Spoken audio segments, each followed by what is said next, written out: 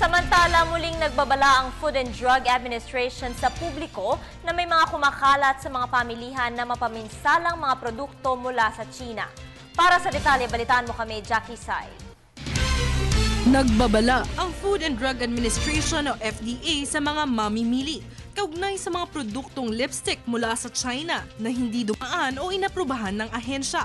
Ayon sa FDA, pinaalalahanan ng bawat mamamayan na maging mapanuri sa pagbili ng kahit anong produkto at siguraduhing may FDA label upang makaiwas sa anumang banta sa kalusugan dulot ng mga nakakalasong sangkap ng mga produktong ito. Gaya na lamang ng mga China-made lipsticks na maaaring mabili sa merkado o mga side stores. Ang mga lipstick na napabilang sa listahan ng FDA ay ang Baolishi No. 8, No. 20 Green, No. 20 Yellow, No. 25, No. 37, Miss Beauty No. 6, Miss Beauty Vitamin C No. 11, Shi Ching No. 39, Ling Mei No. 12, Heng Fang No. 8, Popa Italy 3-in-1, L'Oreal No. 209, at Lois Paris No. 05. Sabi ng FDA, ang mga cosmetic products na hindi dumaan sa tamang proseso ng pagsusuri ay maaaring maituring na mapanganib sa mga mamimili,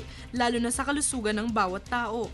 Dagdag pa ng FDA na may kaukulang current good manufacturing practices requirements na dapat matupad ng bawat produkto bilang basihan ng ahensya upang masabi na ito ay walang mga toxic heavy metals na maaaring magdulot ng kapahamakan sa mga consumer.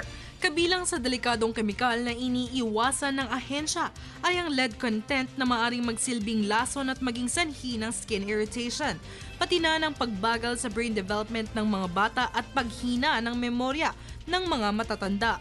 Paano ang ahensya sa mga consumer na magdoble ingat sa pamimili, maging mapanuri sa mga binibiling produkto upang makasiguro.